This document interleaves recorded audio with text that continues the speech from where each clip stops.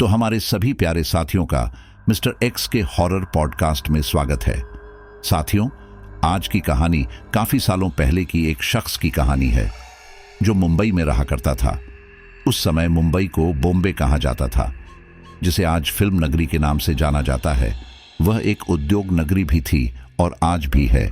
इसके अलावा मुंबई की पहचान कई तरह के डॉन गैंगस्टर के लिए भी की जाती है। यह उन दिनों की बात है जब भारत में हवाई उड़ानों का नया नया दौर चला था, जिसकी शुरुआत की थी JRD टाटा ने। शुरुआत में यह हवाई उड़ानें टाटा एयरलाइंस के नाम से जानी गई, लेकिन बाद में इसे एयर इंडिया कहा गया। लोगों को हवाई सफर जितना महंगा आज लगता है, उतना उस समय में भी लगता था। अब देखो, आपने मुझसे बहुत सारी हॉरर स्टोरी सुनी है, लेकिन यह भी आपको पता है कि आपको हर बार कुछ अलग और कुछ इंटरेस्टिंग स्टोरी जानने को मिलती है। और आज वाकई में आप दिमाग को हिला देने वाली स्टोरी सुनने जा रहे हैं। और जिस शख्स ने हमारे साथ ये स्टोरी शेयर की है, उन्होंने बताया कि जिनके साथ ये आप बीती हुई थी, उनकी बात सुनकर किसी को भी उन पर यकीन नहीं हुआ। तो मुंबई के एक जाने माने व्यापारी थे जयप्रकाश, और उनके बेटे चैतन्य चांदेकर। उस समय मुंबई में उनकी खुद की चांदी की खदानें थी।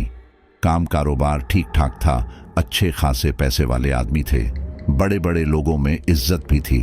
आज की जो घटना मैं बताने जा रहा हूं, यह 1943 की है, जब भारत में एक विमान दुर्घटनाग्रस्त हुआ था और उसमें सफर कर रहा था चैतन्य चांदेकर। उस समय उस विमान में 6 लोगों की मौत हुई थी, लेकिन चैतन्य चांदेकर खुशनसीब था जो बच गया था। जब वह जिंदा वापस आया था तो उसने अपने परिवार को यह बताया था कि वह समय यात्रा करके आया है। हालांकि उस समय लोगों ने उसकी बातों का जरा भी विश्वास नहीं किया था, लेकिन आज के आधुनिक युग में जहां विज्ञान ने काफी तरक्की कर ली है और बच्चा बच्चा इस बात को समझता है कि हाँ, टाइम ट्रेवल हो सकता है, तो लोगों को अब उसकी कहानी पर भी विश्वास होने लगा है। अब उसने अपने परिवार को जो बताया है, वह कितना सच है या कितना झूठ, ये तो हम नहीं जानते, लेकिन हाँ, हम इसे नकार भी नहीं सकते, क्योंकि ऐसे अकेले चैतन्य चांदेकर नहीं है जो इस बात का दावा करते हैं कि उसने समय यात्रा की है, बल्कि दुनिया में भारत और इसके अलावा अन्य देशों के लोगों ने भी यह दावा किया है कि वह भविष्य में गया था। और यहाँ तक ये बात भी सामने आई है कि भविष्य से भी कोई इस काल में आया है। साथ ही हमारा विज्ञान भी इस बात को मानने से मना नहीं कर रहा कि व्यक्ति आने वाले समय में भविष्य में यात्रा कर सकता है। हालांकि भूतकाल में जाना थोड़ा मुश्किल है, और यदि चले भी गए तो शायद वर्तमान में वापस आना मुश्किल है।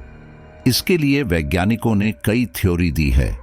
अधिकतर थ्योरी का आधार आइंस्टीन के सिद्धांत से संबंधित है।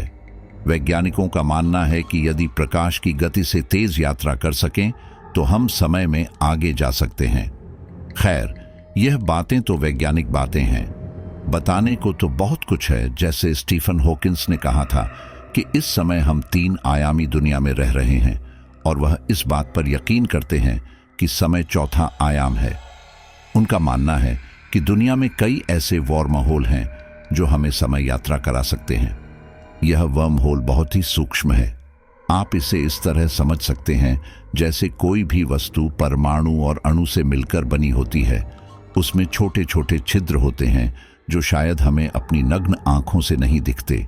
इसी तरह हमारे आसपास दुनिया में कई ऐसे सूक्ष्म छिद्र हैं जो हमें अपनी सामान्य आंखों से दिखाई नहीं देते। इस तरह के कई उदाहरण मैंने अपनी और कहानी में भी दिए हैं। छिद्रों की सहायता से ही हम किसी अन्य स्थान पर जा सकते हैं। हो सकता है वह भूतकाल में हो, या फिर भविष्य में, या वर्तमान में भी। हालांकि इन सब चीजों पर अभी भी रिसर्च चल रही है, और देखते हैं कब तक यह रिसर्च पूरी होती है। वैसे कई लोगों ने बहुत सारे एक्सपेरिमेंट भी किए हैं, लेकिन अधिकतर असफल ही रहे हैं। चलिए तो वापस कहानी पर आते हैं। इस कहानी पर शायद कुछ लोग विश्वास नहीं करेंगे, लेकिन मेरा काम आप लोगों को दुनिया के रहस्य से रूबरू कराना है। चैतन्य चांदेकर एक 25 साल का जवान व्यक्ति मुंबई में रहा करता था और अच्छे खासे बड़े तबके का व्यापारी था। उस समय पाकिस्तान हमारे भारत का ही हिस्सा था। लाहौर, कराची, यहाँ आना जाना आम बात थी। लेकिन वहां जाने और आने में काफी समय लग जाता था। फिर जब भारत में हवाई उड़ानों की शुरुआत हुई तो यह सफर आसान बन गया। चैतन्य चांदेकर का जो बिजनेस था वह उनके पिता द्वारा स्थापित किया गया था। उन दिनों इन्हें किसी निवेश के लिए कराची जाना था। दूसरी पार्टी काफी अच्छी थी, इसलिए वे लोग यह मौका अपने हाथ से खोना नहीं चाहते थे। तब चैतन्य के पिता जयप्रकाश ने चैतन्य से कहा कि वह हवाई जहाज से कराची जाए। अब पहली बार चैतन्य को यह मौका मिला था कि वह हवाई उड़ान भरे, इसलिए वह खुद भी बहुत ज्यादा उत्सुक था। चैतन्य जिस फ्लाइट से कराची जा रहा था वह कोलंबो से कराची जा रही थी, लेकिन उसका एक चरण पुणे मुंबई भी था। चैतन्य जब पहली बार अपने घर से हवाई जहाज में बैठने के लिए जा रहा था तो उनके घर वाले खुश भी थे और उनके मन में खौफ भी था, क्योंकि हवाई सफर करना कोई आसान नहीं होता। कभी कभी मौसम के चलते, बादलों की वजह से या फिर फ्लाइट की किसी गड़बड़ी की वजह से दुर्घटना होने के चांसेस रहते हैं। इसीलिए सब लोग चैतन्य को अच्छे से समझा रहे थे कि क्या करना है, कैसे करना है। जैसा आज के दौर में भी परिवार के लोग किसी सफर पर जा रहे व्यक्ति को समझाते हैं।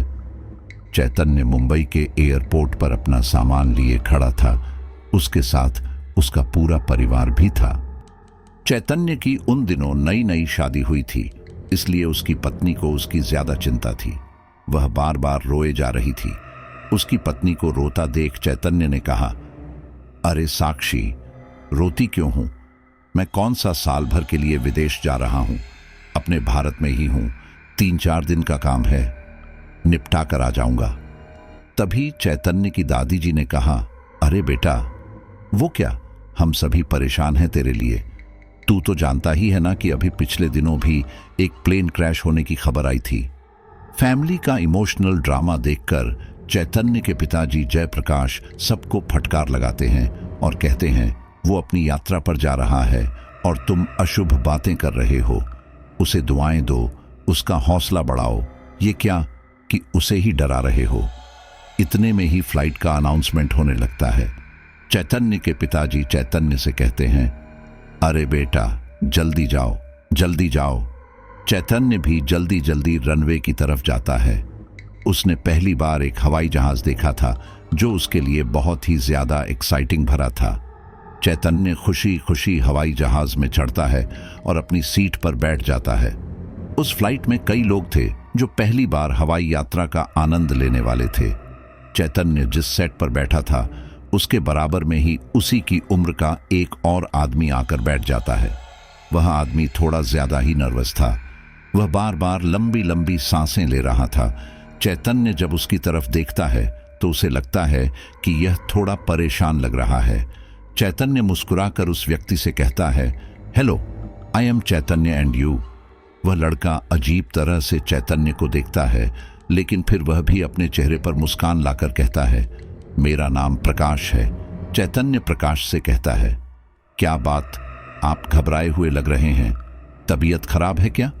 प्रकाश कहता है, नहीं, मेरा यह पहला सफर है। मुझे ऊंचाई से थोड़ा डर लगता है, बस इसीलिए थोड़ा नर्वस हो रहा हूं। तभी चैतन्य कहता है, अरे मेरा भी यह पहला सफर है, लेकिन देखो मैं तो डरा हुआ नहीं हूं। आप भी घबराओ मत, बहुत से लोग ऐसे होंगे जो पहली बार सफर कर रहे हैं। प्रकाश कहता है, हाँ वो तो है, लेकिन थोड़ा डर लगता है कि कहीं ऊंचाई से हम गिर गए तो हमारी तो लाश भी नहीं मिलेगी। ये सुनकर चैतन्य को थोड़ा बुरा लगता है। वह कहता है, अरे ये तुम कैसी बातें कर रहे हो? यात्रा के समय ऐसी अशुभ बातें नहीं किया करते हैं। प्रकाश को भी लगता है कि हाँ, उसने जाने अनजाने में कुछ गलत कह दिया है। वह चैतन्य से माफी मांगता है और रिलैक्स होने की कोशिश करता है। उनकी फ्लाइट लोनावाला के आसपास थी कि तभी विमान में बैठे यात्रियों को एक झटका लगा। झटका लगने के साथ ही प्रकाश बुरी तरह चिल्लाया। हालांकि सभी लोग घबरा गए थे, लेकिन कोई भी प्रकाश की तरह चिल्लाया नहीं था। चैतन्य ने तुरंत प्रकाश के हाथ पर हाथ रखा और उसे शांत रहने का इशारा किया, लेकिन तभी फ्लाइट को दूसरा झटका लगा। इस बार सभी यात्री घबरा गए और आपस में बातें करने लगे। धीरे धीरे उनकी बातें एक शोर में तब्दील हो गईं। विमान के कर्मचारियों ने सभी को शांत होने के लिए कहा। इतने में ही विमान का एक कर्मचारी पायलट के पास गया तो देखा कि पायलट भी थोड़ा परेशान है। इससे पहले कि वह आदमी पायलट से कुछ पूछता और जाकर लोगों को समझाता, उस विमान की एक जोरदार टक्कर एक पहाड़ी से हुई। लोगों को संभालने का मौका भी नहीं मिला। कई लोग चिल्लाते हुए उस पहाड़ी की खाई में गिर गए। ये लोग जिस पहाड़ी में गिरे थे वह सह्याद्री पर्वत की पहाड़ियों में आता है, जहां घना जंगल है और जंगली जानवर रहते हैं। इंसानों का दूर दूर तक पता नहीं होता, मिलने में भी महीना लग सकते हैं। जैसे ही इनका विमान उस पर्वत के सबसे आखिरी छोर पर जाकर गिरता है तो सब कुछ तहस नहस हो जाता है। कुछ यात्री तो विमान से बाहर गिर गए थे, लेकिन कुछ अंदर थे। उनमें 3 विमान कर्मचारी थे जिनकी उसी समय पर ही मौत हो चुकी थी। बाकी अन्य लोगों को काफी बुरी तरह चोट आई थी। सब लोग रो रहे थे, चिल्ला रहे थे और मदद मांग रहे थे, लेकिन आसपास उनकी पुकार सुनने वाला कोई नहीं था। तभी चैतन्य की नजर प्रकाश पर पड़ी। उसने देखा कि प्रकाश बेहोश पड़ा है। उसने प्रकाश को उठाने की कोशिश की तो प्रकाश को होश आ गया। शायद वह डर के मारे पहले ही बेहोश हो चुका था।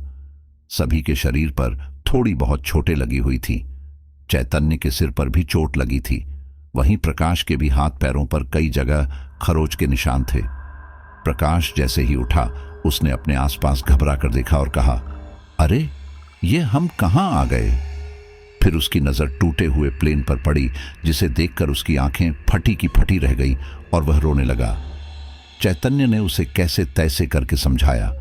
कुछ लोग थे जिन्हें इतनी बुरी तरह चोट लगी थी कि वे लोग उठ भी नहीं पा रहे थे और अन्य लोग उनकी मदद कर रहे थे। वैसे फ्लाइट में ज्यादा लोग नहीं थे, गिने चुने लोग ही थे। चैतन्य काफी लोगों की मदद कर देता है। जिनकी हालत थोड़ी ठीक थी वह फ्लाइट से दूर बैठ जाते हैं और मदद का इंतजार करने लगते हैं। लगभग 3 घंटे बीत जाते हैं। अभी तक इनके पास कोई मदद नहीं आई थी। शायद कंट्रोल रूम तक खबर नहीं पहुंची थी, या पहुंच भी गई थी तो लोकेशन मिलने में दिक्कत आ रही होगी। अब कारण जो भी रहा हो वो कह नहीं सकते, लेकिन चैतन्य ने खाली बैठना सही नहीं समझा। उसे लगा कि हमें आसपास के इलाके में देखना चाहिए। हो सकता है यहाँ कोई गांव हो या लोग हो जो हमारी मदद कर पाए। लेकिन उस समय चैतन्य यह नहीं जानता था कि यह ऐसी खाई है जहां जानवरों के अलावा दूर दूर तक कोई इंसान नहीं मिल सकता था। अब चैतन्य अकेले जाने से भी थोड़ा डर रहा था। इसीलिए वह प्रकाश से कहता है, प्रकाश, यहां रुके रहने से हमें कोई मदद नहीं मिलेगी। जब तक सरकार की कोई मदद आती है तब तक हम भी कुछ कोशिश कर लेते हैं। मैं कहता हूं मेरे साथ थोड़ा आगे तक चलो।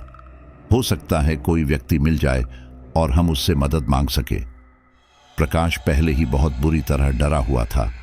उसे समझ नहीं आता कि वह चैतन्य के साथ जाए या नहीं। चैतन्य प्रकाश के चेहरे को देखकर समझ जाता है कि प्रकाश दुविधा में है। इसीलिए वह एक बार फिर प्रकाश को समझाता है कि यहां रहने से परेशानियां और बढ़ सकती हैं। एक कोशिश करने में कुछ नहीं जाता। ज्यादा दूर नहीं जाएंगे, थोड़ा पास जाकर चाहे वापस लौट आएंगे। चैतन्य के समझाने पर प्रकाश उसके साथ चलने के लिए तैयार हो जाता है। फिर ये दोनों दुर्घटनाग्रस्त जगह से आगे बढ़ने लगते हैं। जहां उनकी नजर जाती उन्हें पेड़ पौधे ही नजर आते। कहीं कहीं कीचड़ थी। शायद कुछ समय पहले ही बारिश हुई थी। ये लोग लगभग 1 घंटे से चल रहे थे। प्रकाश कहता है, हमें चलते हुए काफी देर हो गई है, अभी तक कोई भी दिखाई नहीं दिया। मुझे नहीं लगता यहां आसपास गांव होगा। चलो वापस अपनी जगह पर चलते हैं। चैतन्य कहता है, रुको, देखते हैं, वहां झरना दिखाई दे रहा है। हो सकता है उस झरने के आसपास कोई रहता हो। पानी का सोर्स है, शायद एक आध व्यक्ति मिल ही जाए। प्रकाश कहता है, ठीक है, चलो वहां भी चलकर देख लेते हैं, लेकिन मुझे उम्मीद नहीं लग रही कि वहां भी कोई होगा।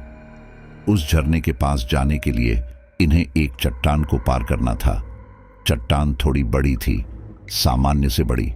वहां थोड़ी बहुत फिसलन भी हो रही थी। चैतन्य तो जैसे तैसे करके चढ़ गया, लेकिन प्रकाश को चढ़ने में दिक्कत आ रही थी। फिर बेचारे चैतन्य ने ही उसकी मदद की और फिर वे चट्टान के दूसरी ओर पहुंचे।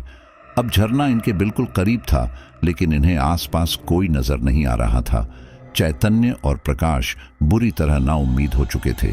प्रकाश कहता है, नहीं है ना कुछ, चलो चलते हैं। चैतन्य और प्रकाश वापस चट्टान को पार करने के लिए चट्टान के पास आए ही थे कि तभी चैतन्य की नजर चट्टान के पास बन रहे एक रंग बिरंगे जाले जैसी चीज पर पड़ती है। उस चीज को देखकर चैतन्य रुक जाता है, क्योंकि वह चीज उसे कुछ अलग लग रही थी। हवा में लटकी हुई थी।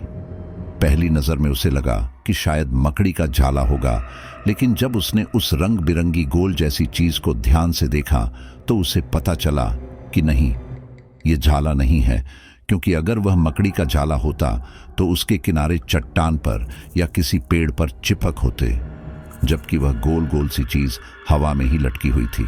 रंग बेहद खूबसूरत था, जैसे इंद्रधनुष का होता है। वह छोटे से छेद की तरह लग रही थी। चैतन्य ने उत्सुकतावश उस गोल से छेद को छूना चाहा, लेकिन जैसे ही उसने उस गोल से छेद को छुआ, एकदम उसका हाथ उस छेद के अंदर घुस गया, जिससे उसे एकदम झटका लगा और वह डर के मारे पीछे हट गया। प्रकाश ने पूछा, अरे क्या हुआ, ठीक तो हो ना? चैतन्य ने कहा, हाँ मैं सही हूं, लेकिन ये देखो, यह क्या चीज है? प्रकाश भी उस अजीब सी चीज को देखता है तो कहता है, ये क्या चीज है? मकड़ी के जाले जैसा लग रहा है। चैतन्य कहता है, लेकिन मकड़ी का जाला नहीं है, ध्यान से देखो। प्रकाश उसे और करीब से देखता है और वो भी चैतन्य की तरह उसे छूने की कोशिश करता है, लेकिन जैसे ही प्रकाश उस गोल गोल सी चीज पर अपना हाथ रखता है तो एक झटके में ही वह उस लूप के अंदर घुस जाता है, जैसे सामने कोई खिड़की हो और कोई खिड़की से दूसरी तरफ कूद गया हो। ये सब कुछ इतना अचानक होता है कि चैतन्य को कुछ समझ नहीं आता। उसे अपनी आंखों पर विश्वास नहीं होता कि अरे अचानक प्रकाश कहाँ गायब हो गया। चैतन्य उस गोल गोल से लूप के आसपास देखने की कोशिश करता है कि ये क्या है, लेकिन उसे कुछ समझ नहीं आता। वह उस छेद के दूसरी तरफ देखता है तो वहां चट्टान थी। वह चट्टान को आराम से छू रहा था, लेकिन पता नहीं उस छेद में क्या था। जो भी था, फिलहाल प्रकाश वहां से गायब हो चुका था। प्रकाश को वहां से गायब होता देख चैतन्य भी घबरा गया। चैतन्य इतना तो समझ चुका था कि यह साधारण चीज नहीं है, कुछ तो गड़बड़ है, कुछ तो जादुई है। चैतन्य ने अपनी आंखों से प्रकाश को उस छोटे से होल के अंदर जाते हुए देखा था, जो किसी मकड़ी के जाले की तरह लग रहा था। चैतन्य ने सोचा कि एक बार फिर इसके अंदर हाथ डालकर देखता हूं, शायद मैं भी इसके अंदर चला जाऊं। चैतन्य ने ठीक ऐसा ही किया। जैसे ही उसने उस लूप में अपना हाथ आगे बढ़ाने की कोशिश की, वैसे ही किसी चीज में उसे अपनी तरफ खींच लिया और इस बार चैतन्य ने कोई विरोध नहीं किया। चैतन्य की आंखों के सामने एकदम अंधेरा छा गया। जब हम आंखें बंद करते हैं तब हमें एक अजीब सी चमक दिखाई देती है। अंधेरे में चमक, ठीक ऐसे ही चैतन्य को महसूस हुआ। उसे ऐसा लगा कि सब कुछ अंधेरे में है, उसे कुछ भी नहीं दिखा। उसके साथ ये लगभग 2 या 3 मिनट तक रहा और फिर जब उसकी आंख खुली तो उसने अपने आप को एक ऐसी जमीन पर पाया जहां पर हरी भरी मुलायम घास थी। चैतन्य बुरी तरह हैरान हो गया। वह हैरानी से अपने आप को देखने लगा और अपने आसपास के नज़ारों को देखने लगा। उसे वहां पर एक नदी बहती हुई दिखाई दी, जिसका पानी मोती की तरह साफ और पारदर्शी था। जमीन के अंदर के पत्थर मूंगे साफ दिखाई दे रहे थे। नदी का तट भी हरी हरी घास से ढका हुआ था।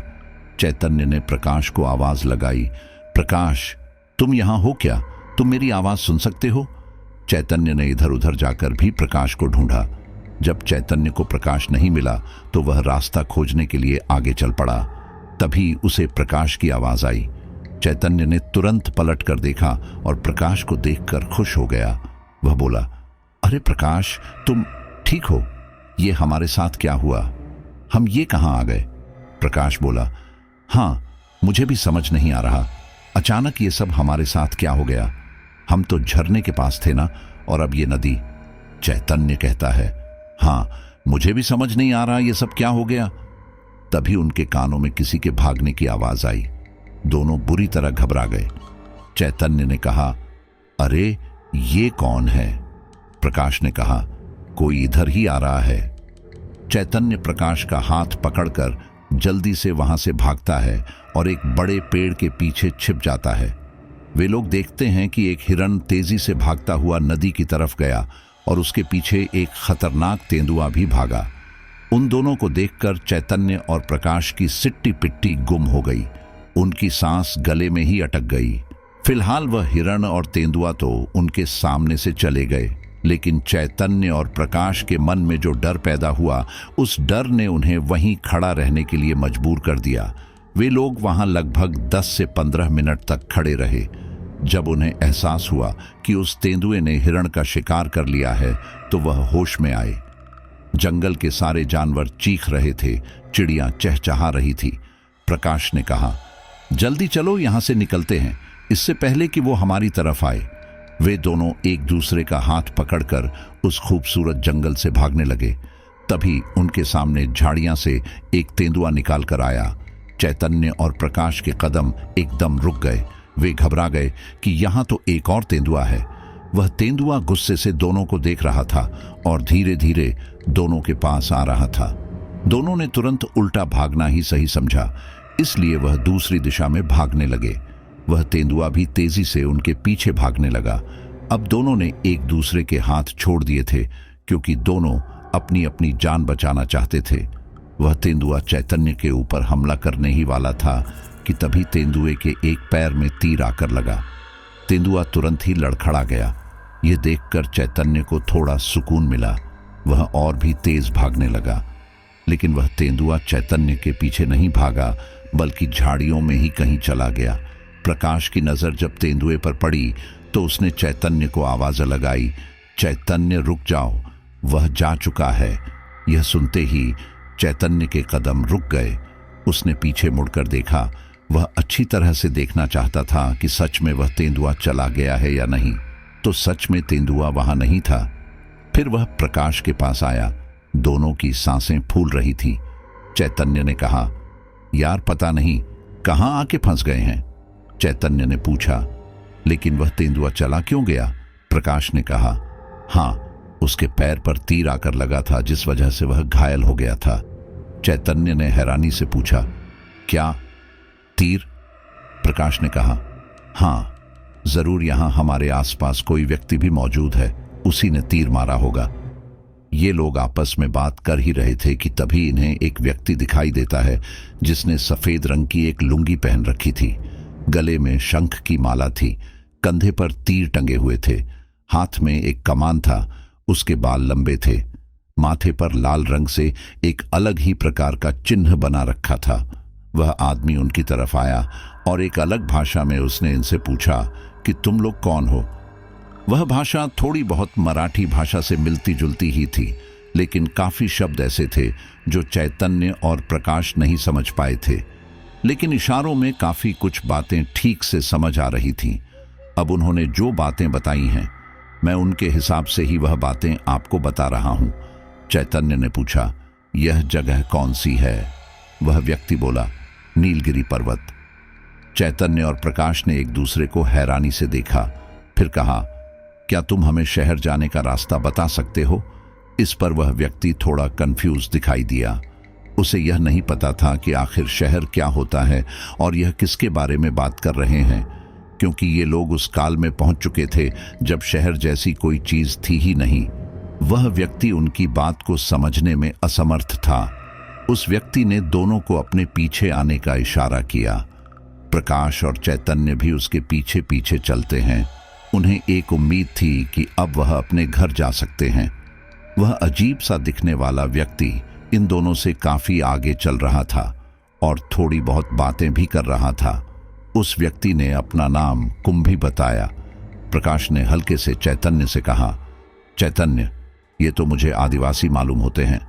चैतन्य ने कहा, हाँ, मुझे भी कुछ ऐसा ही लग रहा है। बाकी जब हम इनके घर पहुंचेंगे तब पता चलेगा। ये लोग लगभग 2-3 किलोमीटर का सफर तय करते हैं। उसके बाद एक ऐसी जगह पर पहुंचते हैं जो देखने में बेहद खूबसूरत थी। चैतन्य और प्रकाश एक पल को वहां की खूबसूरती को देखते ही रह जाते हैं। घास फूस से बनी हुई छोटी छोटी झोपड़ियां थीं, जिनमें झुककर ही अंदर जाया जाता था। उन झोपड़ियां में मिट्टी का इस्तेमाल कहीं नहीं हुआ था, लेकिन हाँ, मिट्टी के कुछ टीले घर के बाहर की तरफ बने हुए थे। वहां सब लोगों की वेशभूषा ठीक ऐसे ही थी जैसे उस व्यक्ति की थी। जैसे ही चैतन्य और प्रकाश उस स्थान पर पहुंचे और एक दो लोगों ने इन्हें देखा तो उन्होंने तेज तेज चिल्लाना शुरू कर दिया, जिसके बाद झोपड़ियां में से और भी लोग निकलने लगे। उनमें महिलाएं भी थीं और बच्चे भी थे। तभी कुंभी ने अपनी भाषा में लोगों से कुछ कहा। इसके बाद वे सभी लोग खुश हो गए और हंसने लगे। सभी ने चैतन्य और प्रकाश को घेर लिया। चैतन्य और प्रकाश अभी भी कंफ्यूज थे कि आखिर ये कौन है और ये इतना खुश क्यों हो रहे हैं। उन दोनों को उनकी कोई भी भाषा समझ नहीं आ रही थी। चैतन्य और प्रकाश बुत बने खड़े थे और वहां के लोग खुशी से नाच रहे थे। चैतन्य और प्रकाश को इतना तो समझ आ रहा था कि ये लोग खुश हैं, लेकिन ये नहीं समझ पा रहे थे कि आखिर हमें देखकर ये लोग इतना खुश क्यों हैं। खैर, कुंभी अपने समूह के एक बुजुर्ग व्यक्ति से चैतन्य और प्रकाश को अपनी इस जगह में रहने के लिए कहा। इस पर वह बुजुर्ग व्यक्ति अपनी भाषा में ही बोल रहा था कि इन्हें पीछे की तरफ ले जाओ। वह हाथ से इशारा कर रहा था। इसके बाद कुंभी चैतन्य और प्रकाश को झोपड़ियों के पीछे वाले रास्ते पर ले गया। जब वे लोग वहां पहुंचे तो वहां पेड़ के ऊपर कुछ जंगली जानवर उल्टे लटके हुए थे। शायद वे इन लोगों के शिकार थे। प्रकाश मराठी भाषा थोड़ी सी ज्यादा जानता था, जबकि चैतन्य भी मराठी भाषा समझता था, लेकिन उस लेवल तक नहीं जितनी प्रकाश समझ पाता था। इसलिए प्रकाश उनकी बातों को काफी हद तक समझ पा रहा था। अब तक प्रकाश यह समझ चुका था कि ये लोग हम दोनों के यहां आने से खुश हैं। कुंभी आगे आगे इनका नेतृत्व करते हुए चल रहा था। चैतन्य ने प्रकाश से कहा, यार, मेरी तो कुछ समझ नहीं आ रहा। ये मुझे आदिवासी ही लग रहे हैं। उनकी भाषा भी अलग है, लेकिन ये हमें कहाँ लेकर जा रहे हैं? प्रकाश ने कहा, पता नहीं कहाँ लेकर जा रहे हैं, लेकिन मैं इनकी बातों से बस इतना ही समझ पाया हूं कि यह हमारे यहां आने से बहुत खुश है, इसलिए हमें ज्यादा डरने की जरूरत नहीं है। हो सकता है ये हमारी मेहमान नवाजी करें, या हो सकता है कि ये लोग बाहर आने वाले लोगों को अच्छा मानते हो। मैंने कई किताबों में पढ़ा है कि कुछ आदिवासी लोग ऐसे होते हैं जो बाहर से आए हुए लोगों को अपने कुल देवता के समान मानते हैं। चैतन्य को यह जानकर तसल्ली हो जाती है कि चलो, हमें कोई खतरा तो नहीं है। इसलिए चैतन्य और प्रकाश कुंभी के पीछे पीछे चल देते हैं। कुंभी के साथ एक अन्य व्यक्ति भी था जिसका नाम शिपर था। वो एक जवान लड़का था। कुंभी शिपर से बातें करता हुआ चल रहा था। ये लोग बार बार पीछे पलटकर प्रकाश और चैतन्य को देख रहे थे। अंत में कुंभी इन लोगों को एक झोपड़ी में लेकर जाता है। उस जगह कम से कम 3 या 4 झोपड़ियां बनी हुई थीं जो देखने में नई लग रही थी। कुंभी प्रकाश और चैतन्य से कहता है, तुम दोनों इसके अंदर ही रुको और बाहर मत निकलना जब तक हम ना आए। अब कुंभी की ये बात समझने में उन्हें थोड़ा समय लग जाता है, लेकिन वह कुंभी की बात समझ जाते हैं और चुपचाप अंदर चले जाते हैं। अंदर जाते ही कुंभी झोपड़ी को बाहर से लकड़ी के सहारे से बंद कर देता है ताकि चैतन्य और प्रकाश बाहर ना आ पाए। चैतन्य प्रकाश को इस बात की कोई खबर नहीं थी कि झोपड़ी को बाहर से बंद कर दिया गया है। वे लोग चुपचाप उस झोपड़ी में बैठ जाते हैं। झोपड़ी पूरी तरह से खाली थी। नीचे सूखी जमीन थी और उस पर कुछ लाल चींटियां चल रही थी। अब भारत में लाल चींटियों को थोड़ा खतरनाक माना जाता है। जैसे ही प्रकाश की नजर लाल चींटियों की लाइन पर पड़ती है, वह कहता है, चैतन्य, इधर की तरफ बैठ जाओ, नहीं तो यह चींटियां काट लेंगी। जंगली चींटियां बहुत ज्यादा खतरनाक होती हैं। चैतन्य तुरंत अपनी दाईं तरफ देखता है तो सच में लाल चींटियों का एक झुंड उसके पीछे से गुजर रहा था। चैतन्य कहता है, अरे हाँ, मैंने तो देखा ही नहीं। एक बार मेरे ऊपर लाल चींटियां चढ़ गई थीं और उन्होंने मेरा हाथ बुरी तरह सुझा दिया था। काफी देर तक जलन हो रही थी। मुझे लाल चींटियों से बहुत डर लगता है। चैतन्य की इस बात पर प्रकाश मुस्कुरा देता है। अब इन लोगों को लगभग 2 घंटे हो जाते हैं। यह इसी तरह वहां बैठे थे, लेकिन अभी तक उन अजीब से लोगों के समूह से कोई भी इनके पास नहीं आया था। चैतन्य ने सोचा कि वह खुद बाहर जाकर देखें कि आखिर ये लोग कहाँ गए और हमें इतनी दूर क्यों ठहराया गया है। चैतन्य ने दरवाजा खोलने की कोशिश की, लेकिन दरवाजा नहीं खुला। एक बार फिर चैतन्य घबरा गया। उसने प्रकाश से कहा, प्रकाश देखना, दरवाजा नहीं खुल रहा। प्रकाश ने कहा, अरे लेकिन क्यों, क्या दरवाजा बाहर से बंद है? चैतन्य ने कहा, शायद हाँ, मैंने खोलने की कोशिश की, मुझसे नहीं खुला, एक बार तुम कोशिश करना। प्रकाश ने भी कोशिश की, लेकिन वह दरवाजा नहीं खुला। अब प्रकाश और चैतन्य एक दूसरे को डर से देखने लगे। प्रकाश बोला, कहीं ऐसा तो नहीं कि ये लोग हमें देखकर इसलिए खुश हो रहे थे कि ये हमें मार देंगे। चैतन्य कहता है, अरे यार, ये तुम क्या कह रहे हो? अभी तो तुम कह रहे थे कि कुछ आदिवासी बाहर के लोगों को देखकर खुश हो जाते हैं, और अब कह रहे हो। प्रकाश ने कहा, हाँ, मैंने ऐसा सुना है, लेकिन मैं पक्का तो नहीं कह सकता ना कि यह लोग वही हैं या कोई और। लेकिन उन्होंने हमें बंद करके क्यों रखा है? चैतन्य कहता है, ये तो मैं खुद नहीं जानता। दोनों बातें कर रहे थे कि तभी कुंभी वहां आ जाता है और दरवाजा खोलता है। जैसे ही वह दरवाजा खोलता है, प्रकाश और चैतन्य दरवाजे पर ही खड़े थे। कुंभी मुस्कुराकर दोनों के आगे खाने की एक थाली रखता है। वह थाली केले के पत्तों की बनी हुई थी और देखने में बहुत ज्यादा आकर्षक भी थी। उसमें कुछ मोटे चावल के दाने रखे हुए थे और साग जैसे कुछ हरा हरा था, और साथ ही 2 मछली के पीस रखे हुए थे। अब प्रकाश और चैतन्य भूखे भी थे, इसीलिए वे लोग तुरंत खाने पर टूट पड़ते हैं। एक बार फिर प्रकाश और चैतन्य रिलैक्स हो जाते हैं कि चलो, उन्हें कोई खतरा नहीं है। लेकिन प्रकाश कुंभी से पूछता है, तुमने हमें बाहर से बंद क्यों किया था? कुंभी जवाब में कहता है, यहाँ जंगली जानवरों का राज है। तुम इस झोपड़ी के अंदर सुरक्षित हो, लेकिन अगर तुम अकेले बाहर जाओगे तो तुम पर कोई भी हमला कर सकता है, जैसे उस समय एक तेंदुए ने किया था। प्रकाश कुंभी की बात समझ जाता है और चैतन्य को भी बताता है।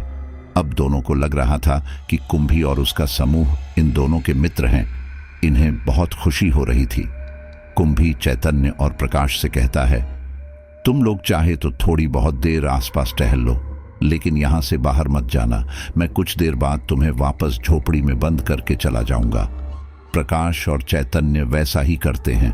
वह कुंभी के कहने पर आसपास की जगह को निहारते हैं। सच में प्रकृति बहुत खूबसूरत थी। उस एक पल में चैतन्य और प्रकाश ये भूल चुके थे कि वह किसी मुसीबत में फंसे थे। उनकी फ्लाइट क्रैश हो गई थी, उन्हें किसी की मदद चाहिए थी और वह अचानक यहां आ गए थे। ये सारी बातें उनके दिमाग से निकल चुकी थीं। धीरे धीरे सूरज ढलने लगा और वह नज़ारा इतना खूबसूरत लगने लगा कि चैतन्य प्रकाश का मन ही नहीं हुआ कि वह वहां से जाएं, क्योंकि उन्हें अलग ही सुकून मिल रहा था। ऐसा लग रहा था जैसे जिंदगी की सारी परेशानियां, सारी टेंशन दूर हो चुकी हैं। वे दोनों आपस में बात भी नहीं कर रहे थे, बस चुपचाप प्रकृति को देख रहे थे। तभी वहां एक टूंपा नाम की लड़की आती है। वह कुंभी को अपने साथ चलने के लिए कहती है। कुंभी और टूंपा एक दूसरे से कुछ सीरियस बात कर रहे थे।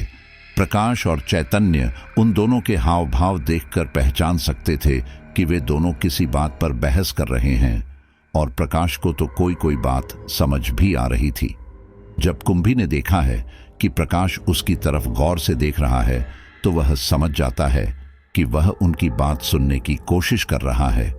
तो कुंभी गुस्से में टूंपा से चुप रहने के लिए कहता है और फिर प्रकाश और चैतन्य के पास आकर बोलता है, चलो चलो, तुम लोग झोपड़ी के अंदर चलो, इससे पहले कि कोई जंगली जानवर आ जाए। प्रकाश कुंभी को बताता है, जमीन पर चींटियां चल रही थीं, जिससे हमें खतरा है, इसलिए हमें जमीन पर बिछाने के लिए कुछ दिया जाए। कुंभी टूंपा को इशारा करता है तो टूंपा गुस्से में वहां से चली जाती है और कुछ देर बाद थोड़े फटे पुराने कपड़ों का एक बिस्तर लेकर आती है। कुंभी वह बिस्तर प्रकाश को दे देता है। इसके बाद वे दोनों चुपचाप झोपड़ी के अंदर चले जाते हैं और कुंभी बाहर से लकड़ी की कुंडी लगा देता है। प्रकाश और चैतन्य जमीन पर ही लेट जाते हैं। जब ये लोग अंदर लेटे थे, तब इनका दिमाग अपनी परेशानी की ओर हो जाता है। प्रकाश चैतन्य से कहता है, ये हमें बाहर जाने का रास्ता क्यों नहीं दिखा रहे? चैतन्य कहता है, हाँ यार, पता नहीं, इनके दिमाग में क्या चल रहा है। चलो, सुबह होते ही हम इनसे इस जंगल के बाहर का रास्ता पूछेंगे। उसके बाद वे दोनों सो जाते हैं। लेकिन इसी बीच चैतन्य की आधी रात में आंख खुलती है, क्योंकि उसे लघु शंका के लिए जाना था। लेकिन जब वह उठता है तो उसे बाहर से ऐसी आवाज आती है जैसे कोई चीज घसीट कर जा रही हो। तभी उसके ध्यान में एकदम वह तेंदुआ आ जाता है। वह सोचता है, कहीं ऐसा तो नहीं कि बाहर कोई तेंदुआ किसी जानवर को खा रहा हो। अब डर के मारे उसको और भी ज्यादा दिक्कत हो रही थी। प्रेशर बढ़ता ही जा रहा था, लेकिन उसे बाहर जाने में डर लग रहा था। इसलिए वह प्रकाश को उठाता है और कहता है कि उसके साथ बाहर चले। प्रकाश कहता है, लेकिन बाहर से तो कुंडी लगी हुई है, हम दरवाजा कैसे खोलेंगे। चैतन्य कहता है, यार इमरजेंसी है, मुझे अभी जाना है, लेकिन बाहर से अजीब सी आवाज आ रही है। प्रकाश कहता है, ठीक है चलो देखते हैं, कुंडी अगर किसी तरह खुल सके तो। अब वो पुराने जमाने की कुंडी थी, मजबूत तो थी लेकिन इतनी भी नहीं। प्रकाश दरवाजे को बार बार धक्का देता है, जिससे वह बाहर की लकड़ी धीरे धीरे खिसकने लगती है। लगभग 15 मिनट बाद वह कुंडी खुल जाती है और दरवाजा भी खुल जाता है। चैतन्य बिना देरी किए जल्दी से बाहर भागता है। प्रकाश उसके पीछे पीछे था। चैतन्य झाड़ियों के पास अपना काम कर रहा था, लेकिन तभी प्रकाश की नजर उस रास्ते पर जाती है जहां कुंभी का समूह रहता था। वह देखता है कि 2 लोग एक आदमी को घसीटते हुए ले जा रहे हैं। पहली नजर में उसे धोखा होता है कि कहीं कोई जानवर तो नहीं है। हो सकता है इन्होंने शिकार किया हो, लेकिन प्रकाश यह बात भी जानता था कि रात को लोग शिकार पर कम निकलते थे, क्योंकि रात में जानवर ज्यादा सक्रिय हो जाते थे। लेकिन जब वो देखता है कि जिसे घसीट कर लेकर जाया जा रहा है वह बुरी तरह अपने हाथ पैर जमीन पर पटक रहा है, लेकिन उसे फिर भी लेकर जाया जा रहा है और दबी दबी सी आवाज भी आ रही है। जैसे ही चैतन्य का काम पूरा होता है तो प्रकाश से कहता है, चलो यार चलते हैं। प्रकाश कहता है, नहीं 1 मिनट रुको, वह देखो वहां क्या है। चैतन्य भी उस तरफ देखता है। चांदनी रात हो रही थी, लेकिन इन्हें दूर का साफ दिखाई नहीं दे रहा था। इन्हें केवल इंसान की आकृति दिखाई दे रही थी। ये पता चल पा रहा था कि कितने लोग हैं और क्या कर रहे हैं, लेकिन वह कौन है यह नहीं समझ पा रहे थे। चैतन्य भी हैरानी से कहता है, अरे हाँ, लेकिन यह हड्डी हड्डी दिखाई दे रही है और ये किससे घसीट कर ले जा रहे हैं। चलो चलकर देखते हैं। प्रकाश और चैतन्य उन आदमियों का पीछा करने लगते हैं। पीछा करते करते वे लोग कुंभी के समूह के काफी करीब पहुंच जाते हैं। वह झोपड़ियां इस प्रकार बनी हुई थी कि चारों तरफ झोपड़ी थी और बीच में खाली मैदान था। प्रकाश और चैतन्य एक झोपड़ी के पीछे ठहर जाते हैं और वहां का जो नजारा देखते हैं, इनकी चीख निकलने के लिए तैयार हो जाती है, लेकिन डर के मारे उनके मुंह से कोई आवाज भी नहीं निकलती। वहां पर काफी बड़े बड़े दीपकों में लौ जल रही थी और उन्हीं की रोशनी आसपास बिखर रही थी। प्रकाश और चैतन्य देखते हैं कि वहां पर 1 या 2 कंकाल नहीं, कम से कम 25 से 30 कंकाल इस तरह टहल रहे हैं जैसे कि वह कोई इंसान हो। चैतन्य प्रकाश के उन कंकालों को देखकर बुरी तरह पसीने छूटने लगते हैं। जहां अभी तक वह इस प्रकृति से इतने खुश थे कि अपनी परेशानी को भूल चुके थे, वहीं अब उन्हें यह प्रतीत होता है कि वह एक नई परेशानी में फंस चुके हैं। प्रकाश घबराते हुए कहता है, चैतन्य यह सब क्या है। प्रकाश कहता है, क्या तुम्हें भी सब कंकाल ही दिखाई दे रहे हैं। प्रकाश कहता है, हाँ, एक भी इंसान नहीं है। यहां पर सभी तरह के कंकाल है, छोटे और बड़े, लेकिन वहां एक भी इंसान नहीं था। हर कंकाल में एक दूसरे से थोड़ी भिन्नता जरूर थी। वे लोग इस तरह से चल फिर रहे थे जैसे कोई आम इंसान ही हो, बस उनके शरीर पर मांस नहीं है। चैतन्य और प्रकाश देखते हैं कि कुछ देर पहले जिस आदमी को घसीटा जा रहा था, बस एक वही इंसान वहां पर है। उसके भी हाथ बंधे हुए हैं और मुंह पर कपड़ा बंधा हुआ है और वह आदमी बहुत रो रहा है। लेकिन वह कंकाल उस आदमी को बुरी तरह जकड़े हुए हैं। जैसा कि मैंने बताया कि हर घर के आगे मिट्टी का एक छोटा टीला बना हुआ था, ठीक उसी तरह झोपड़ियों के बिल्कुल बीचों बीच एक बड़ा टीला बना हुआ था और उस पर मिट्टी की ही एक आकृति उकेरी हुई थी। शायद वह उनकी देवी होगी जिन्हें वे पूजते थे। 3-4 कंकाल उस अच्छे भले आदमी को बड़े से टीले के ऊपर लेटा देते हैं और फिर उसके हाथ पैर खोलकर दूसरी रस्सी लपेटकर उसे चारों कोनों से लकड़ी से बांध देते हैं। ऐसा लग रहा था जैसे अब उसकी बलि देंगे। ये ख्याल चैतन्य और प्रकाश दोनों के मन में आता है, क्योंकि वहां की जो कंडीशन हो रही थी उसे देखकर हर कोई यही कहता। इसके बाद उस आदमी के मुंह से कपड़ा हटा दिया जाता है।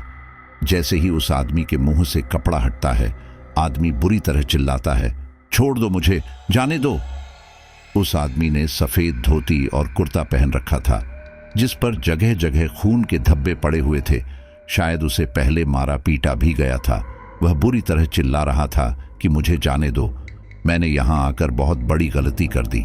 लेकिन जैसे कंकालों के कानों में आवाज नहीं जा रही थी। कुछ ही देर में सामने से 2 कंकाल एक और आदमी को पकड़ कर लाते हैं। उसका भी हाल इसी आदमी के जैसा ही था। ये देखकर प्रकाश और चैतन्य और भी ज्यादा घबरा जाते हैं। इसके बाद वे देखते हैं कि एक कंकाल एक बहुत बड़ा गंडासा लेकर आता है। उसके बाद सारे कंकाल एक साथ बुरी तरह चिल्लाते हैं। शायद वह उनकी कोई क्रिया थी। और फिर जिसके हाथ में वह गंडासा था, वह कंकाल एक ही बार में उस बंधे हुए व्यक्ति के गले पर वार कर देता है और उसकी सांस रोक देता है। वह बंधा हुआ व्यक्ति तड़पा भी नहीं था कि उसकी जान निकल जाती है और उसी समय वहां पर खून ही खून हो जाता है। उस टीले से खून नीचे बहने लगता है जिसे सारे कंकाल पीने लगते हैं। चैतन्य और प्रकाश को यह देखकर बहुत हैरानी हो रही थी कि कोई कंकाल कुछ भी पी कैसे सकता है। उसका तो कोई पेट ही नहीं है, कोई आमाशय ही नहीं है। आखिर ये खून हड्डियों में ले रहे हैं क्या? प्रकाश कहता है, ये तो भूतों की टोली है। हम लोग कहां आ गए हैं? क्या कुंभी और टुम्पा भूत है? प्रकाश और चैतन्य की निगाहें टुम्पा और कुंभी के लोगों को देख रही थी, लेकिन वहां एक भी व्यक्ति ऐसा दिखाई नहीं दे रहा था जिसे इन्होंने सुबह देखा था। जैसे ही खून का रिसना कम होता है, वह व्यक्ति जिसने बंधे हुए व्यक्ति का गला काटा था, उस बंधे हुए व्यक्ति के शरीर के कई टुकड़े करने लगता है। इसके बाद एक कंकाल बहुत बड़ी टोकरी लेकर आता है और उन सारे टुकड़ों को उसमें रख लेता है। ये सारी घटना वह दूसरा व्यक्ति भी देख रहा था जो इनका बंदी था। वह भी बुरी तरह घबराया हुआ था। उसे भी टीले पर लिटाया जाता है और लकड़ी से बांधा जाता है। प्रकाश और चैतन्य बुरी तरह घबरा चुके थे और अब उनमें हिम्मत नहीं थी कि वह किसी और की हत्या होते हुए देखे। इसीलिए वे लोग वहां से तुरंत अपनी झोपड़ी में भाग जाते हैं। चैतन्य घबराकर कहता है, देख, मैं तो कहता हूं हम कुंभी से रास्ता पूछेंगे ही नहीं। सुबह होते ही हम खुद यहां से निकल जाएंगे। प्रकाश कहता है, लेकिन अगर हमें कोई जंगली जानवर मिल गया तो? चैतन्य कहता है, हम कुछ तीर कमान चुरा लेंगे और फिर निकलेंगे। निहत्थे क्यों निकले जब हमें पता चल गया कि यहाँ खतरा है? प्रकाश कहता है, लेकिन मुझे तीर कमान चलाना नहीं आता। चैतन्य कहता है, चलाना तो मुझे भी नहीं आता, लेकिन क्या करें, अपनी सेफ्टी के लिए कुछ तो करेंगे। यहाँ इन कंकाल में रहकर मुझे तो बहुत डर लग रहा है। मुझे तो लग रहा है कि कहीं हमें भी तो कैदी नहीं बनाया गया। प्रकाश कहता है, हाँ, मुझे भी थोड़ा थोड़ा शक हो रहा है। कहीं ऐसा तो नहीं कुंभी ने हमें जानबूझकर यहां बंद किया हो, इन कंकालों के हवाले करने के लिए। चैतन्य कहता है, लेकिन कुंभी वहां दिखाई नहीं दिया। अगर वह उनके साथ मिला हुआ होता तो वह दिखता तो जरूर। उनके समूह का एक भी व्यक्ति दिखाई नहीं दिया। कहीं ऐसा तो नहीं वे लोग भी इन कंकालों से ही डरते हो और अपने अपने झोपड़ियां में छिपे हुए हो? प्रकाश कहता है, हाँ, यह भी हो सकता है, लेकिन फिर भी हम कुछ नहीं कह सकते। हम सुबह होते ही निकल जाएंगे, वो भी बिना किसी को बताएं। चैतन्य और प्रकाश को पूरी रात ठीक से नींद नहीं आती है।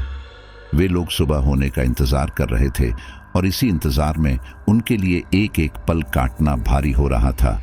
ऐसा लग रहा था समय बहुत धीमी गति से चल रहा है। वे दोनों बार बार दरवाजे से बाहर झांक कर देख रहे थे कि सूरज निकला या नहीं, उजाला हुआ या नहीं, और अंत में उनका इंतजार भी खत्म होता है। उधर सूरज निकलना शुरू हो जाता है। ये लोग पहली किरण के साथ ही उस झोपड़ी से बाहर निकलते हैं। प्रकाश और चैतन्य इधर उधर देख रहे थे। वह समझने की कोशिश कर रहे थे कि आखिर उन्हें किस दिशा में जाना चाहिए, कहां जाना उनके लिए सही होगा। उन्हें डर था कि वह वापस उस स्थान पर न पहुंच जाए जहां पर तेंदुए ने हिरण को पकड़ा था। उसके बाद ये अपनी झोपड़ी के पीछे वाले रास्ते पर चल देते हैं। पीछे भी घना जंगल था, लेकिन उसी समय कुंभी 2 आदमियों के साथ वहां पहुंच जाता है और वह इन दोनों को पीछे की तरफ जाते हुए देख लेता है। कुंभी तुरंत दोनों को रोकता है। कुंभी को देखकर वे दोनों भी रुक जाते हैं। चैतन्य कहता है, अब क्या करें? कुंभी तो यहां भी आ गया। प्रकाश कहता है, देखते हैं, हम इसे कहेंगे कि हम जा रहे हैं। कुंभी पूछता है, कहां जा रहे हो?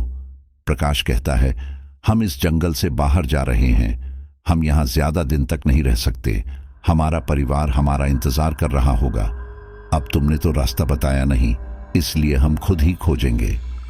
यह सुनने के बाद कुंभी के चेहरे पर शिकन आ गई और उसके साथी कुंभी को देखने लगे। कुंभी ने कहा, लेकिन तुम अभी नहीं जा सकते।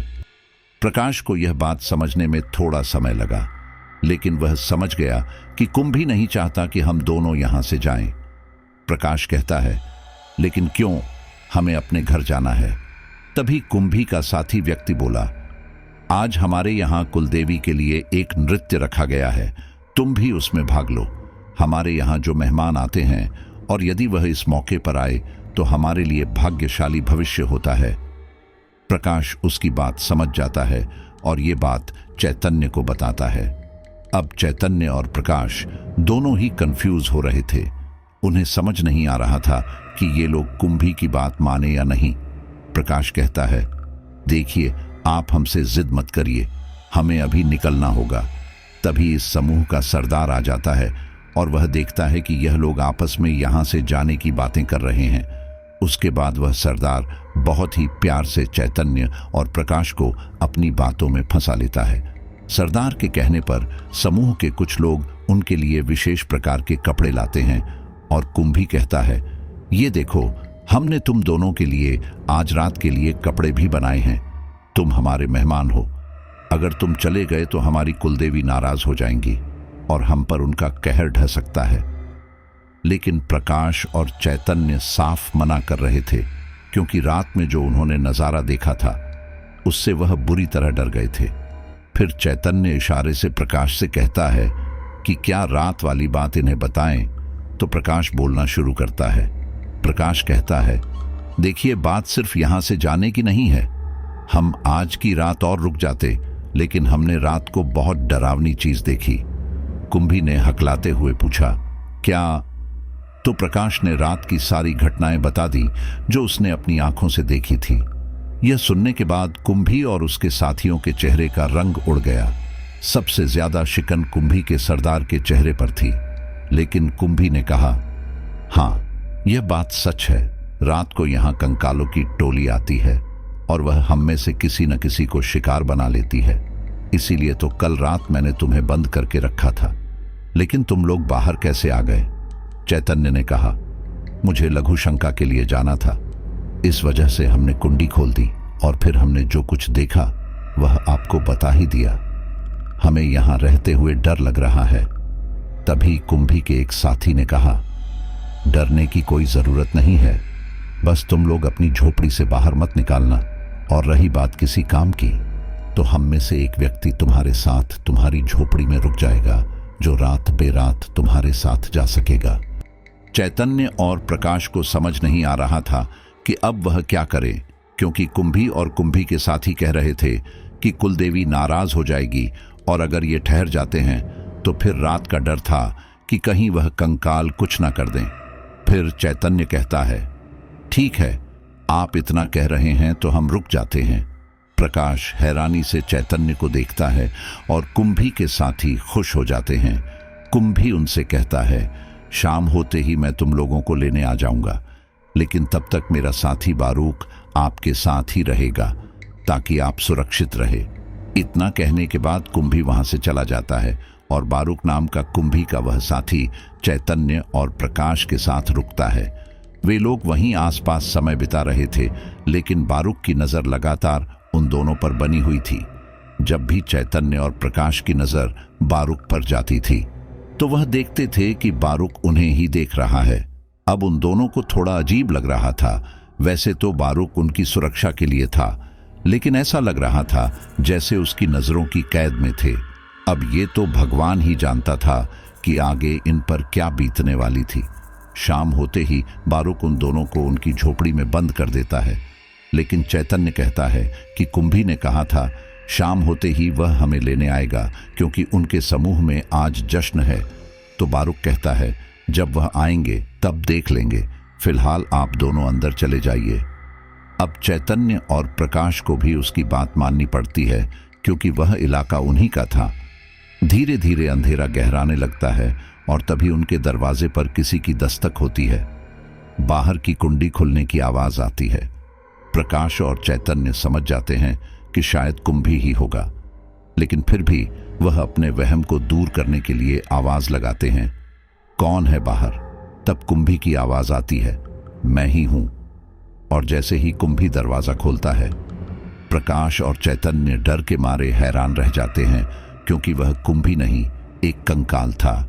चैतन्य और प्रकाश उस कंकाल को देखकर चिल्ला उठते हैं और कुंभी को आवाज लगाते हैं, लेकिन वह कुंभी का ही कंकाल था। वह कंकाल बोला, चुप जाओ, क्यों शोर मचा रहे हो?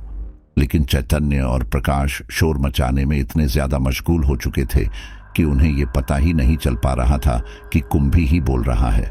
उसके बाद कुंभी ने अपने हाथों से, जो कि लंबे लंबे कंकाल थे, चैतन्य का गला पकड़ लिया।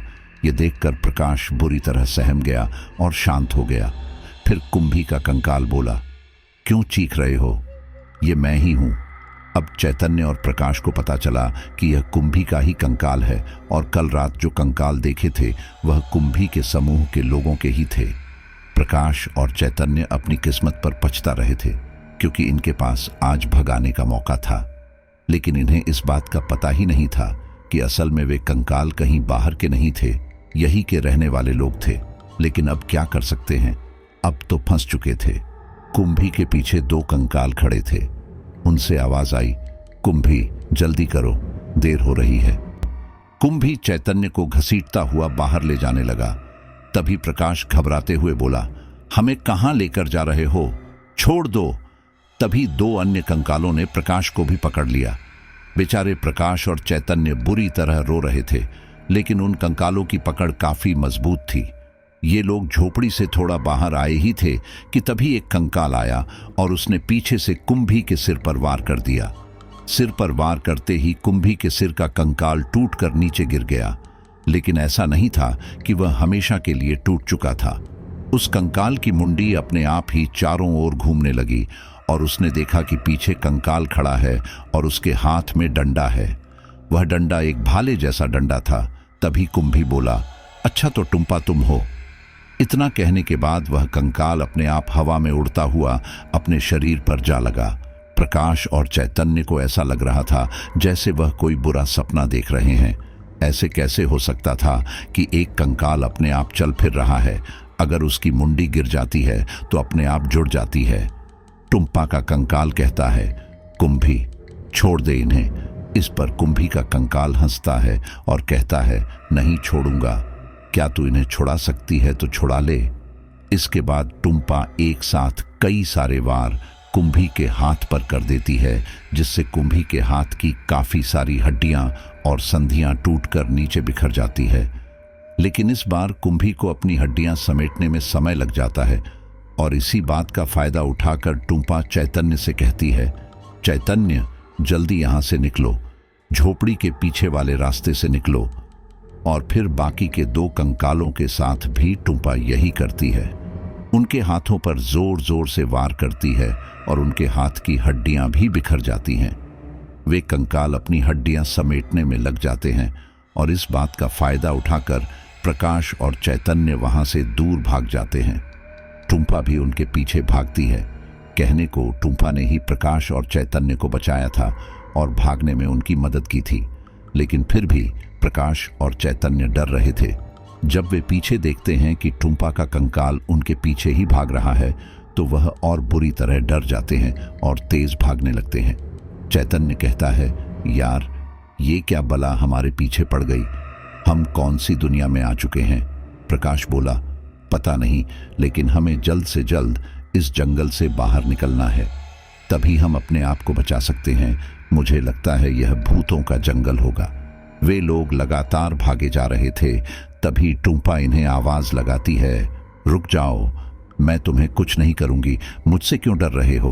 भागते भागते कभी कभी टूंपा की कोई हड्डी किसी पत्थर से लगकर गिर जाती थी, जिस वजह से उसे भगाने में थोड़ी दिक्कत आ रही थी। वह दोबारा आवाज लगती है, रुक जाओ, मेरी बात तो सुन लो, आगे तुम्हें खतरा हो सकता है। यह सुनने के बाद प्रकाश और चैतन्य वहीं रुक जाते हैं। फिर टूंपा उनके पास जाती है और कहती है, तुम मुझसे बचकर क्यों भाग रहे हो, मैंने ही तो तुम्हारी जान बचाई है। तुम्हें पता है वो आज तुम्हारा कत्ल कर देते और तुम्हें अपना खाना बना लेते। प्रकाश और चैतन्य जोर जोर से सांस ले रहे थे, क्योंकि वे काफी थक चुके थे और हाँफ रहे थे। जब टूंपा उनके पास आती है तो प्रकाश कहता है, लेकिन ये सब है क्या, हमारा मतलब तुम दिन में हमारी तरह इंसान रहते हो और फिर रात को कंकाल।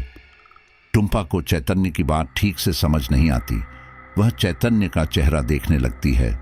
इसके बाद प्रकाश उसे थोड़ा थोड़ा समझाने की कोशिश करता है, जिसे टूंपा समझ जाती है। टूंपा कहती है, आओ पहले मैं तुम्हें एक सुरक्षित स्थान पर लेकर जाती हूँ, फिर बताती हूँ आखिर यह सब क्या है। इसके बाद वे लोग टूंपा के कंकाल के साथ उस अंधेरी रात में एक गुफा में पहुंच जाते हैं।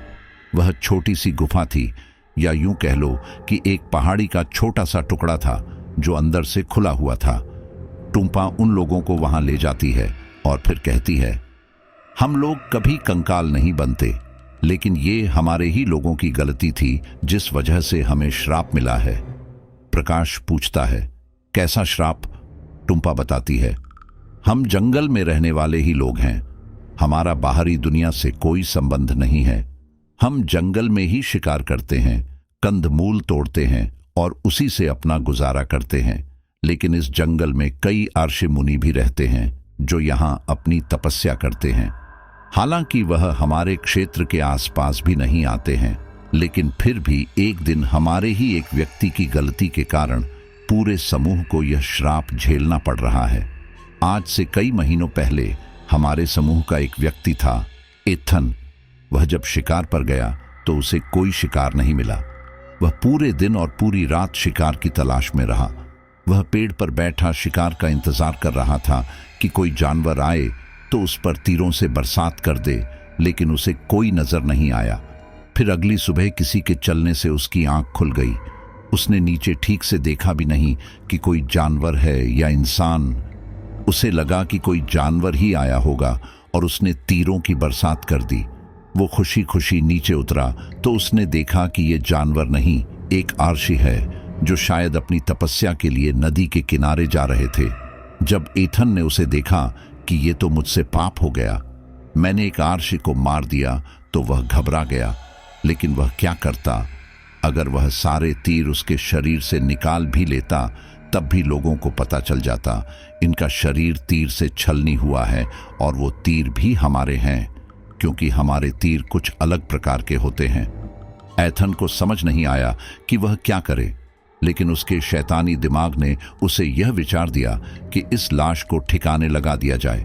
उसने सोचा कि वह गड्ढा खोदकर उस आर्षि की लाश को गड्ढे में दबा देगा, लेकिन फिर अगले ही पल उसके दिमाग में आया कि बहुत सारे जानवर यहाँ से गुजरते हैं। अगर किसी ने वह गड्ढा खोद दिया तो लाश फिर वापस ऊपर आ जाएगी। ऐसे में फिर से एथन और उसका समूह पकड़ा जा सकता है। इसीलिए उसने आर्षि की लाश के टुकड़े कर दिए। फिर वहां आग जलाई और उन टुकड़ों को भूनने लगा। पता नहीं उसके दिमाग में क्या आया कि उसने आर्षि के मांस के टुकड़ों को खाना शुरू कर दिया। शायद वो बहुत भूखा था। आर्षि के शरीर का सामान, जैसे उनके खून से सने कपड़े, उनकी माला और उनके बाल, सब वहीं पास में ही पड़े थे। तभी वहां हमारे ही समूह का एक व्यक्ति एथन को ढूंढते ढूंढते पहुंचा तो उसने पाया कि एथन मांस खा रहा था, जबकि हम लोग भी भूखे थे। इसलिए उसने काफी सारा मांस एक टोकरी में हम सब के लिए भिजवा दिया। इधर हमें पता ही नहीं चला कि ये किसी व्यक्ति का मांस है। हमें तो स्वाद आ रहा था और सभी लोग बहुत खुश होकर उस मांस को खा रहे थे और एथन की तारीफ कर रहे थे, लेकिन कोई नहीं जानता था कि आखिर ये किसका मांस है।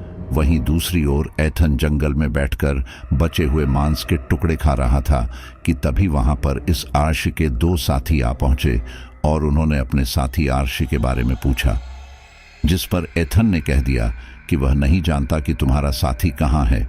लेकिन एथन के चेहरे के डर और चिंतन ने उन अर्शियों को सारा सच बता दिया। वह कोई ऐसे वैसे अर्शी नहीं थे। वे यह समझ गए कि यह व्यक्ति उनके साथी के बारे में जरूर जानता है। जब वो थोड़ा आगे चले तब उन्हें अपने साथी आर्शी का सामान मिल गया, जिससे उन्हें अंदाजा हो गया कि जरूर उनके साथी को कुछ हो गया है। और जैसे ही उन्होंने वापस एथन से आकर पूछा कि तुम्हें पता है हमारा साथी कहाँ है, इसलिए हमें बता दो, वरना इसका अंजाम अच्छा नहीं होगा। लेकिन एथन डर के मारे वहां से भागने लगा। आर्शियों का शक पूरी तरह से सच हो गया। एथन भागते भागते हमारे पास आ गया। जब हमारे पास आया तो देखा हम सब भी एक साथ बैठकर वो मांस खा रहे हैं। एथन के पीछे पीछे वे आर्शी भी हमारे पास आ गए। जब आर्शी ने देखा कि सब लोग बड़े बड़े मांस के टुकड़े खा रहे हैं तो उन्हें बहुत गुस्सा आया। उन्होंने हमसे नजरें फेर ली और फिर पूछा, बताओ हमारा साथी आर्शी कहाँ है। इस पर डर के मारे एथन ने सारा सच बोल दिया। ये सब सुनने के बाद हमें भी बहुत घिन आई और बहुत ज्यादा पछतावा हुआ कि हमने जाने अनजाने में ये क्या खा लिया, एक आर्शी का मांस। हम वो सारा मांस अपने पेट से निकालना चाहते थे, लेकिन मजबूर थे।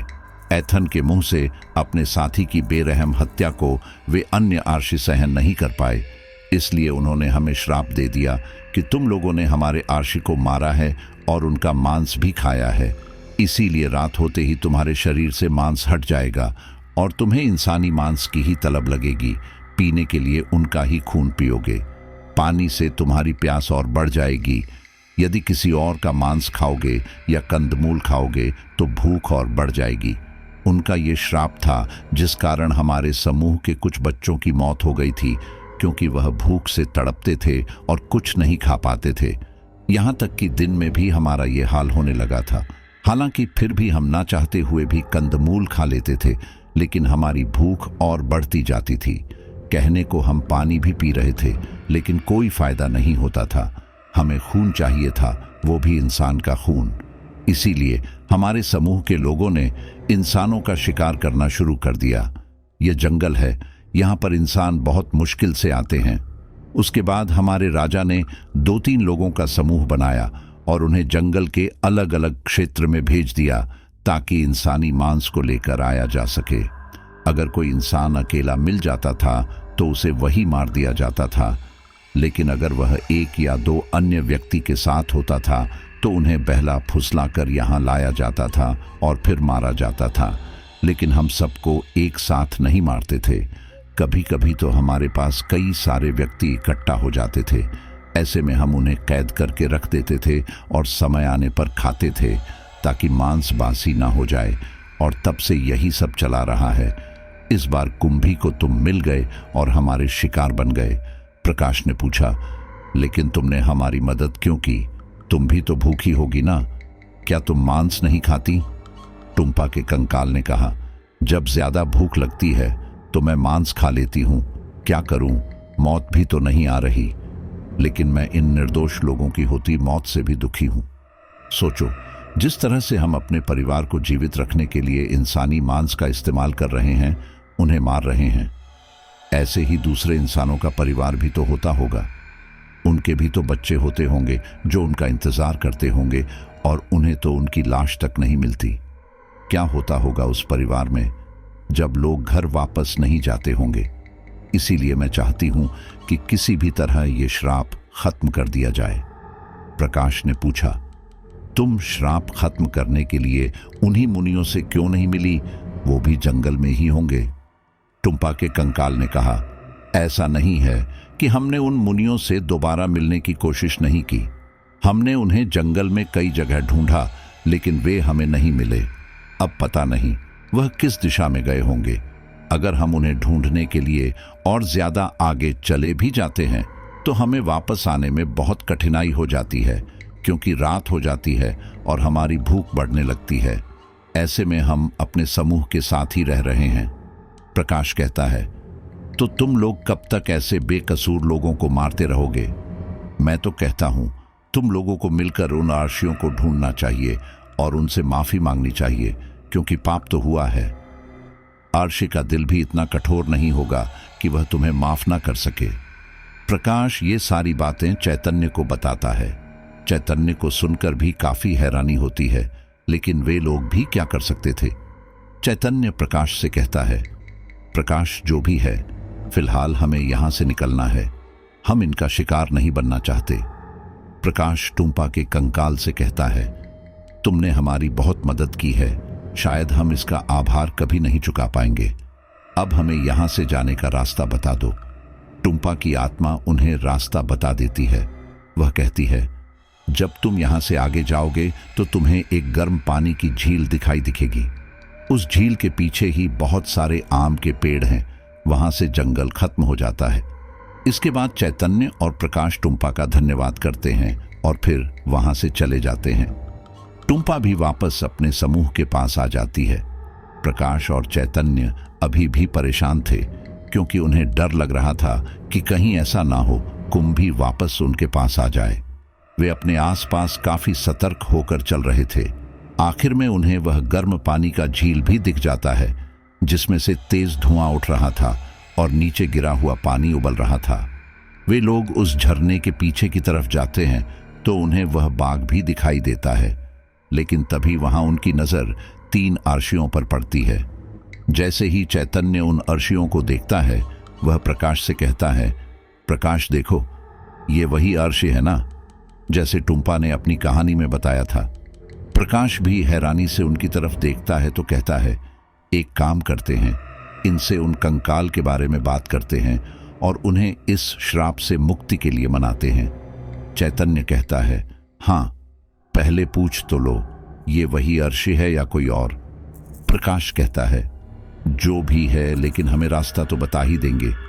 फिर वे दोनों उन अर्शियों के पास जाते हैं और उनका आशीर्वाद लेते हैं। उस समय में अर्शी अपना भोजन कर रहे थे। भोजन में कुछ फल रखे हुए थे। अर्शी चैतन्य और प्रकाश को भी फल देते हैं। वे फल बहुत मीठे थे। ऐसे मीठे फल चैतन्य और प्रकाश ने अपनी जिंदगी में कभी नहीं खाए थे। अमृत थे, अमृत। उसके बाद चैतन्य और प्रकाश कुंभी और टुम्पा के समूह के बारे में उन आर्शियों को बताते हैं, जिस पर वे आर्शी चैतन्य प्रकाश को गुस्से से घूरते हैं और कहते हैं, तुम लोग चले जाओ, वरना तुम्हारे लिए भी अच्छा नहीं होगा। तुम्हें नहीं पता उन्होंने हमारे साथी का क्या हाल किया था। वह एक दिव्य शक्ति थे और उनके साथ इतना बुरा व्यवहार, ये हम नहीं सह सकते थे। प्रकाश उन ऋषियों को समझाता है कि एथन की गलती जरूर थी, लेकिन उसने ये जानबूझकर नहीं किया था। उसने गलती से तीरों की बारिश कर दी थी। हाँ, उसकी गलती ये थी कि पाप छुपाने के लिए उसने आर्शी के टुकड़े कर दिए और उनका मांस खाने लगा। लेकिन एथन के समूह की कोई गलती नहीं थी। उन्हें नहीं पता था कि ये किसी इंसान का मांस है। उन्हें लगा कि ये जानवर का ही मांस है और वे उसे खाने लगे। लेकिन जब आप गए और आपने बताया कि आर्शी का मांस है, तो उन्हें खुद भी बहुत घिन आई थी, जिसके लिए वे आज तक पछताते हैं। लेकिन आपके दिए हुए श्राप की वजह से वे आज भी बहुत परेशान हैं। उन्हें बहुत अफसोस है। आप यकीन नहीं करेंगे, हम भी उनके बंदी बन गए थे, लेकिन उन्हीं के समूह की एक लड़की ने हमारी जान बचाई और इस श्राप की वजह से वे बहुत सारे बेकसूर लोगों को मार रहे हैं। आप ही बताइए, क्या ये सही है? आपके श्राप की वजह से न जाने कितने निर्दोष लोग उनके शिकार हो रहे हैं। क्या उनका पाप आपको नहीं लगेगा? प्रकाश की बातें उन आर्शियों को सोचने पर मजबूर कर देती हैं कि प्रकाश की बात बिल्कुल ठीक है। उनके श्राप की वजह से वे लोग बेकसूर लोगों को ही तो मार रहे हैं। फिर उनमें से एक आर्शी कहते हैं, ठीक है, हम कुछ करते हैं। इसके बाद वे अर्शी प्रकाश और चैतन्य को अपने साथ साथ इस जंगल में एक पहाड़ी पर ले जाते हैं। वहां चैतन्य और प्रकाश देखते हैं कि अर्शी मुनियों की एक छोटी सी झोपड़ी है जो लकड़ी की बनी हुई है। जब वे पहुंचते हैं तो वहां एक पीपल का वृक्ष था जो झोपड़ी के बिल्कुल करीब था। दो आर्षि पीपल के पेड़ के नीचे बैठकर कुछ देर तपस्या करते हैं और उसके बाद चैतन्य और प्रकाश को बताते हैं, देखो, हम इस श्राप रात को पूरी तरह खत्म नहीं कर सकते, क्योंकि जिस समय हमने ये श्राप दिया था उस समय एक विशेष योग चल रहा था जिसमें हमारे द्वारा कहीं बात सत्य साबित होती और उसे बदला नहीं जा सकता था। लेकिन हाँ, हम इस श्राप को कम जरूर कर सकते हैं। प्रकाश पूछता है, कैसे? आर्षि बताते हैं, वे लोग सदैव कंकाल ही रहेंगे, लेकिन हम उनकी भूख को खत्म कर देंगे। यदि वे कंकाल रहेंगे तब भी कंदमूल खा सकते हैं, लेकिन इंसानी मांस और खून की भूख अब समाप्त हो जाएगी।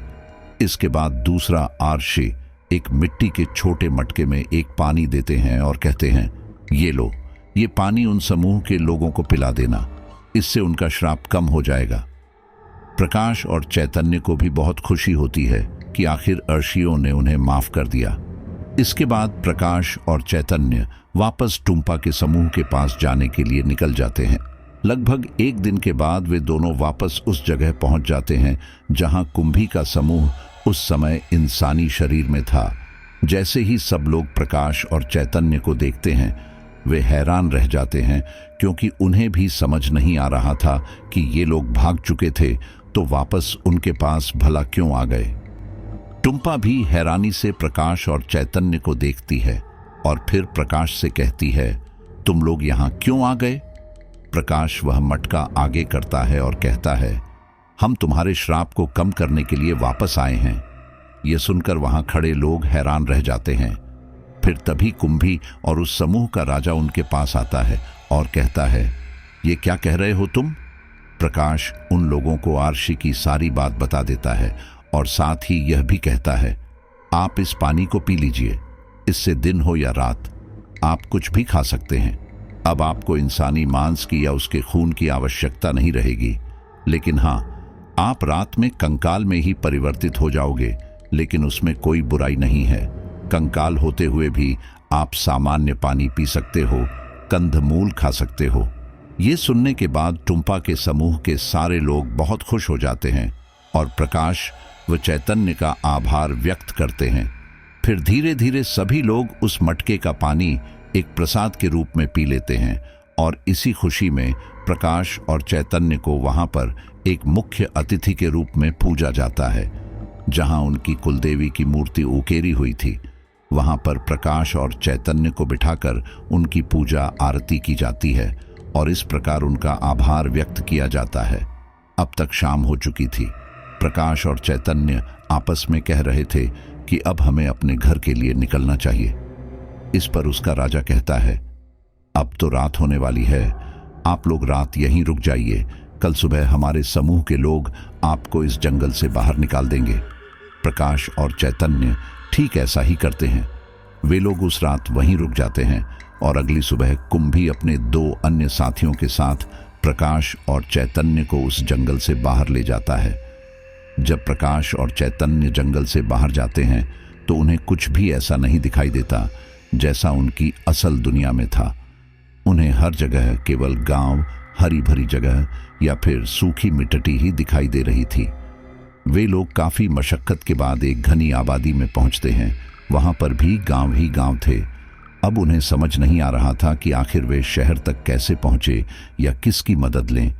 चलते चलते ये लोग काफी थक भी चुके थे और इन्हें भूख भी लग रही थी। तभी इन्होंने गांव के एक व्यक्ति के घर जाने की सोची। अब ये लोग जहां जहां से निकलते थे वहां मौजूद लोग इन्हें बड़े अजीब नजरों से देखते थे। इन्हें भी बहुत अजीब सा लगता था कि भला लोग हमें क्यों घूर रहे हैं, और सभी का पहनावा इनका पहनावे से काफी हद तक अलग था। ये लोग शर्ट और पेंट में थे और वह साधारण सामान्य से कपड़ों में। या तो उन्होंने धोती कुर्ता पहन रखा था या फिर पजामा कुर्ता। ये देखते ही कि जगह जगह तांगा चल रहा है या फिर लोग घोड़े पर चल रहे हैं, चैतन्य प्रकाश से कहता है, अपने इधर मुंबई पुणे की तरफ इतने गांव है, हमें तो पता ही नहीं था। प्रकाश कहता है, हाँ यार, सही कह रहे हो, आओ चलो उस तांगे वाले से पता करते हैं यहां से कोई बस जाती है क्या। ये लोग उस तांगे वाले के पास पहुंचते हैं और उससे पूछते हैं कि यह कौन सी जगह है। तो तांगे वाला कहता है यह अन्नामलाई है। अब ये लोग चक्कर में पड़ जाते हैं कि जब ये जंगल में थे तो वह नीलगिरी पर्वत बता रहा था और अब ये अन्नामलाई। लेकिन उस समय प्रकाश और चैतन्य नहीं जानते थे कि यह सब कुछ पश्चिमी घाट का ही एरिया था, जिसे अलग अलग नाम से बुलाया जाता था। प्रकाश उस तांगे वाले पूछता है, यहां से मुंबई या पुणे के लिए कोई बस मिल सकती है? वह तांगे वाला कहता है, क्या बस क्या होता है? यह सुनने के बाद प्रकाश और चैतन्य को एक दूसरे को बड़ी हैरानी होती है कि ये मुंबई या पुणे का नाम नहीं जानते। और रही बात बस की, बस तो अब हर गांव में चल रही है, इन्हें बस के बारे में भी नहीं पता। प्रकाश चैतन्य से कहता है, अजीब तांगे वाला है, चलो आओ किसी और से पता करते हैं। इसके बाद ये लोग पास के ही गांव में प्रवेश कर जाते हैं। वहां एक आदमी हरि अपने घर के बाहर लकड़ी का कोई सामान बन रहा था। ये लोग उसके पास पहुंचते हैं और पूछते हैं, हमें मुंबई या पुणे जाने के लिए कोई बस करनी है, वह कहां से मिलेगी? इस पर हरि भी हैरान हो जाता है और कहता है, यह बस क्या होती है? प्रकाश और चैतन्य का अब सिर चकरा जाता था कि आखिर ये कौन सी जगह है जिन्हें बस के बारे में भी नहीं पता कि बस क्या होती है। प्रकाश हरि को बताता है कि बस कैसी होती है, कैसी दिखती है, लेकिन वह आदमी बस के बारे में कुछ नहीं जानता था। हरि प्रकाश और चैतन्य के चेहरे को देखकर पता लगा लेता है कि ये दोनों काफी थके हुए हैं और भूखे भी हैं। इतने में ही उस व्यक्ति की पत्नी उसे आवाज लगा देती है कि खाना खा लो। हरि प्रकाश और चैतन्य को भी खाने के लिए आमंत्रित करता है। वे दोनों भूखे तो थे, इसलिए वे उसका निमंत्रण मान लेते हैं और उसके घर में चले जाते हैं। उसका घर इतना पुराना लग रहा था, शायद उन दोनों ने कहीं किसी गांव में ऐसा घर नहीं देखा होगा। सब कुछ मिट्टी और लकड़ी का ही सामान था, कुछ चीजें लोहे की भी थीं। चूल्हे बहुत पुराने जमाने के थे। धीरे धीरे चैतन्य प्रकाश के मन में यह भ्रम पैदा होने लगता है कि हम किसी पिछड़े हुए गांव में आ गए हैं, क्योंकि ऐसा नहीं है जिस समय से ही लोग थे उस समय भी बहुत ज्यादा गांव थे, लेकिन धीरे धीरे गांव विकसित भी हो रहे थे। जबकि जिस गांव में पहुंचे थे वह पता नहीं आदम के जमाने का गांव था, जहां तक अभी तक सरकार की कोई सुख सुविधा नहीं पहुंची थी। लेकिन ऐसे कैसे हो सकता है? यहाँ अच्छे खासे घर हैं, क्या इनमें से कभी कोई शहर नहीं जाता?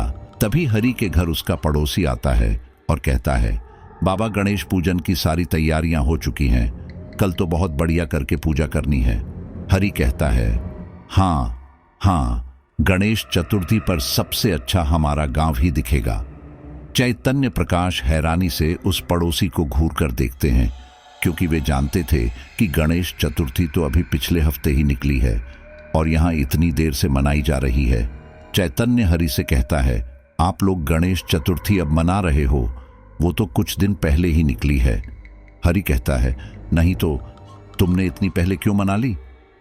तभी उनके घर आया हुआ वह व्यक्ति चैतन्य और प्रकाश को अजीब तरह से घूरता है और हरि से पूछता है कि यह लोग कौन हैं और इतनी अजीब ढंग में क्यों बैठे हैं। हरि बताता है, ये लोग किसी बस जैसी चीज के बारे में बात कर रहे हैं, अब हमें तो नहीं पता बस क्या होती है। हरि का पड़ोसी भी बस के बारे में कुछ नहीं जानता था।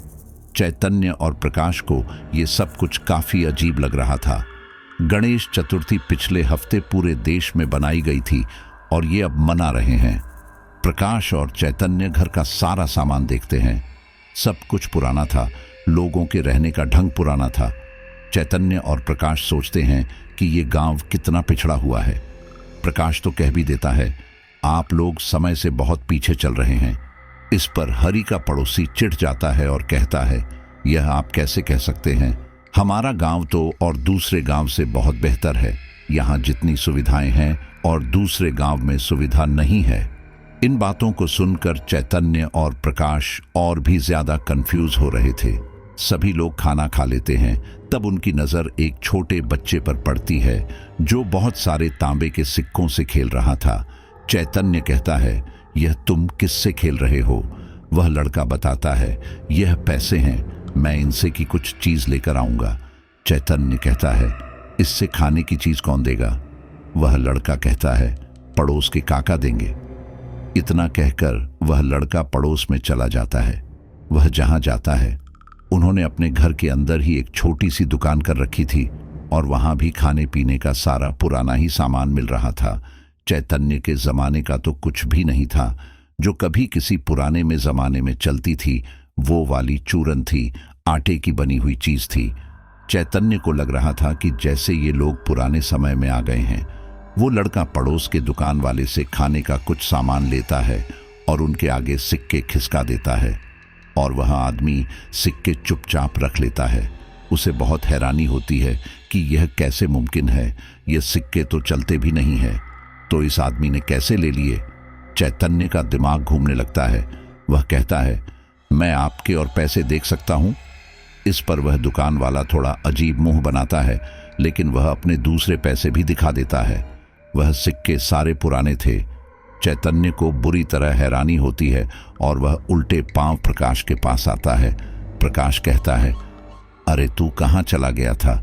मैं तुझे ढूंढ रहा था। चैतन्य कहता है, प्रकाश, यहाँ बहुत बड़ी गड़बड़ है, हम अपने समय में नहीं हैं। प्रकाश कहता है, क्या हम अपने समय में नहीं हैं मतलब? चैतन्य कहता है, हम भूतकाल में आ चुके हैं। प्रकाश कहता है, क्या सच में? लेकिन तुम्हें यह कैसे पता? चैतन्य कहता है, मैं अभी एक दुकान पर गया था, वहां पर सभी चीज पुरानी थी, यहां तक कि पैसे भी पुराने थे। एक चीज भी ब्रिटिशर्स की नहीं थी। अगर यह गांव पिछड़ा भी है तो यहां पैसे तो आज के जमाने के चलने चाहिए थे ना। और हां, क्या तुम्हें याद नहीं कि हमने एक मकड़ी के जाले जैसी चीज को छुआ हुआ था और फिर हम एकदम से दूसरी जगह पहुंच गए थे? मुझे तो शक है कि हम दूसरी दुनिया में आ चुके हैं। प्रकाश कहता है, दूसरी दुनिया में या फिर भूतकाल में? चैतन्य कहता है, हां, शायद भूतकाल में है, क्योंकि सब कुछ बहुत पिछड़ा हुआ है। इन लोगों को ये तक नहीं पता कि आखिर बस क्या होती है। तुमने उन आरशियों का गेटअप देखा था, ऐसे आरशी हमने इस जमाने में तो नहीं देखे। मैं पक्के तौर पर कह सकता हूं कि हम पास्ट में आ चुके हैं। प्रकाश कहता है, लेकिन यह कैसे संभव हो सकता है? कोई अपने वर्तमान समय से कैसे पीछे आगे जा सकता है?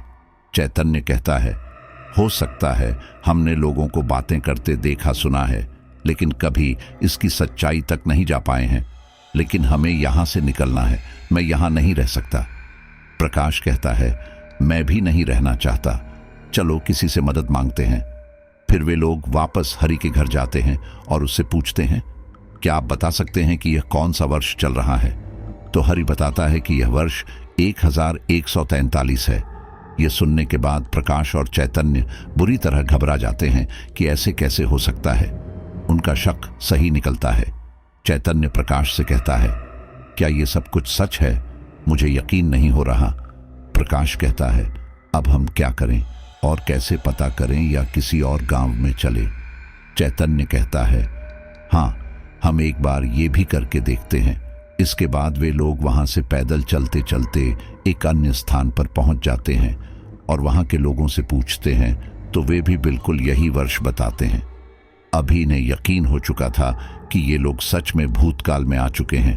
अब इन्हें समझ नहीं आता कि अपने वर्तमान समय में कैसे पहुंचेंगे।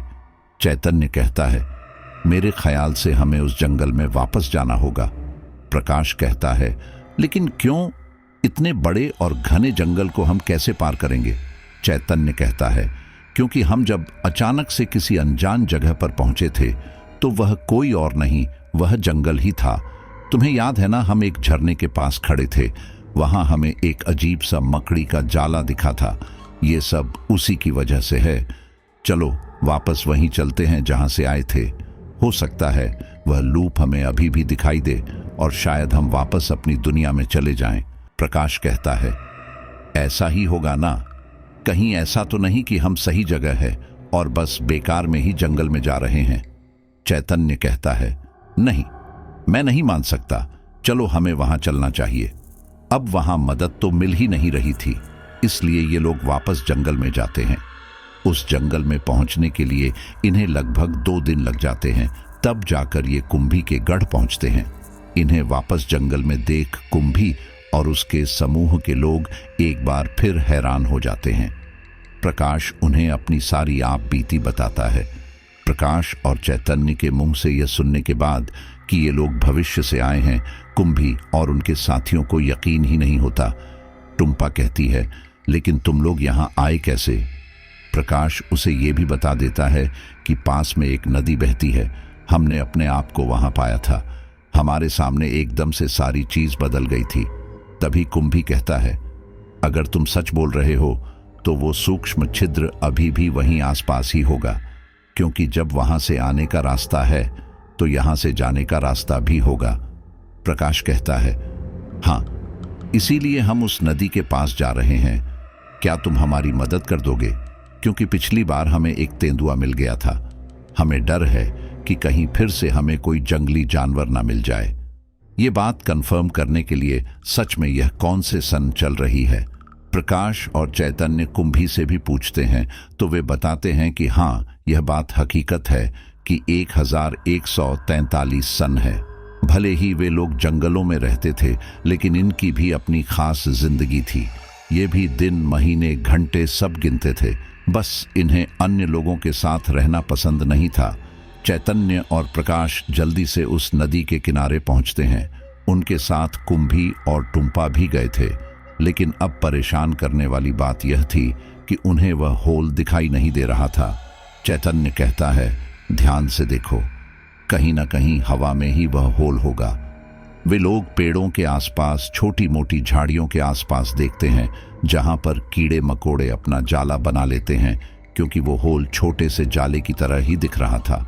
कुंभी और टुम्पा भले ही उनके साथ उनकी मदद के लिए आ गए थे, लेकिन वह अभी भी इस बात पर यकीन नहीं कर पा रहे थे कि क्या ये लोग सच में यहाँ के नहीं हैं। हालांकि उनकी वेशभूषा से तो वैसे भी बाहर के ही लग रहे थे, लेकिन इन लोगों ने ये सोचा था कि हो सकता है यह इस जंगल के बाहर के हो। सभी चारों लोग छोटे से होल को ढूंढ रहे थे। तभी कुंभी की नजर में एक रंग बिरंगा छिद्र नजर आता है, जो धीरे धीरे कम होता जा रहा था, यानी कि सिकुड़ता जा रहा था। कुंभी तुरंत प्रकाश को बुलाता है और वह छिद्र दिखाता है। चैतन्य भी उसे देखता है तो वो बिल्कुल ठीक वैसे ही था जैसे इन्होंने यहाँ आने से पहले देखा था। चैतन्य तुरंत कहता है, प्रकाश, ये वैसा ही है। चैतन्य इतना कहते ही उस होल में हाथ लगाता है और तुरंत उस होल में खींचता चला जाता है।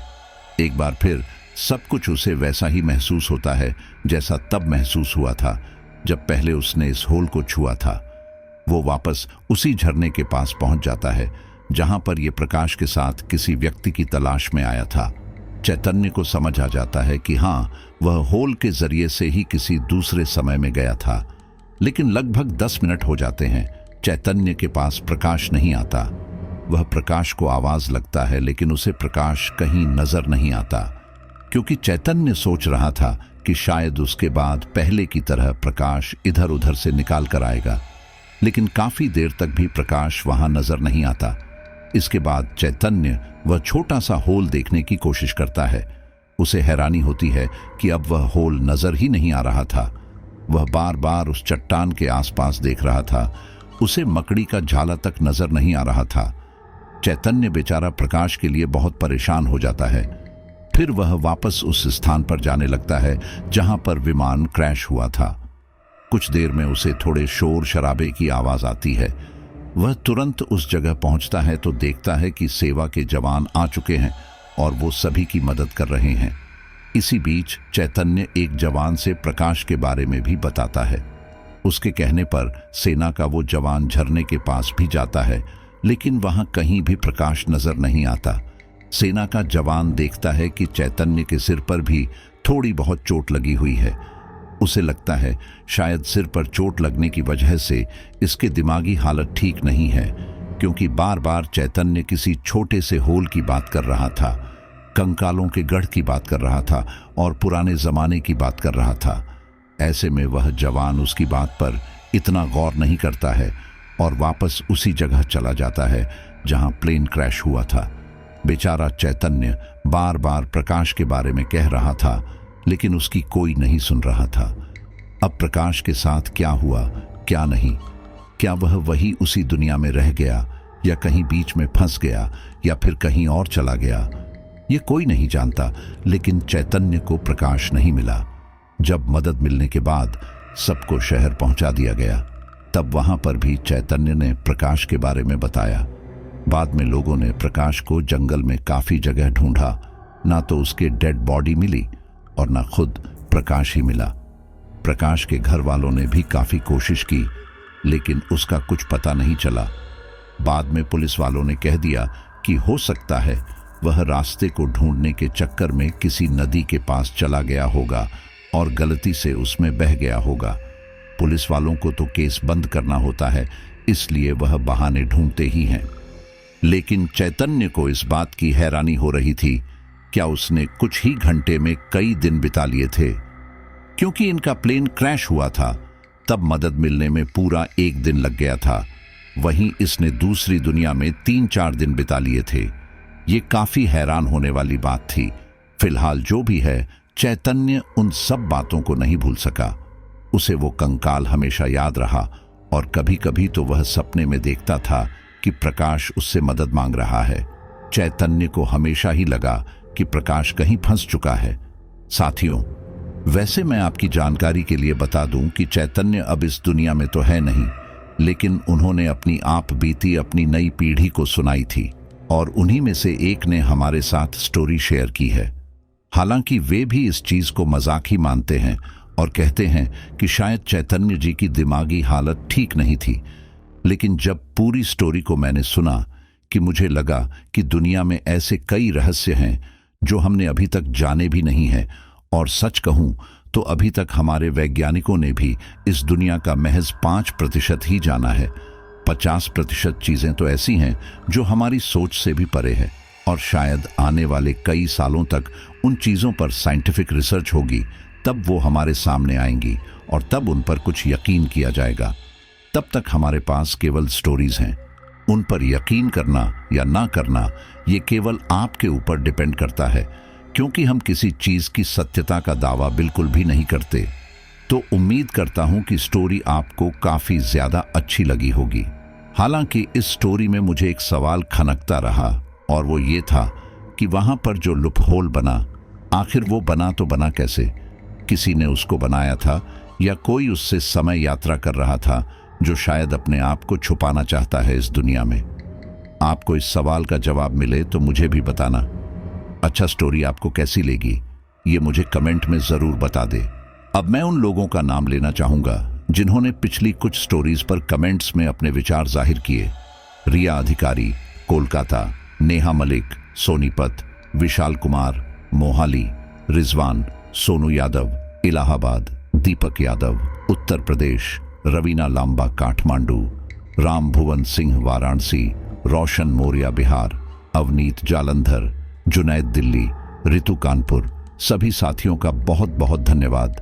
मिलता हूं आपसे अगली स्टोरी पर।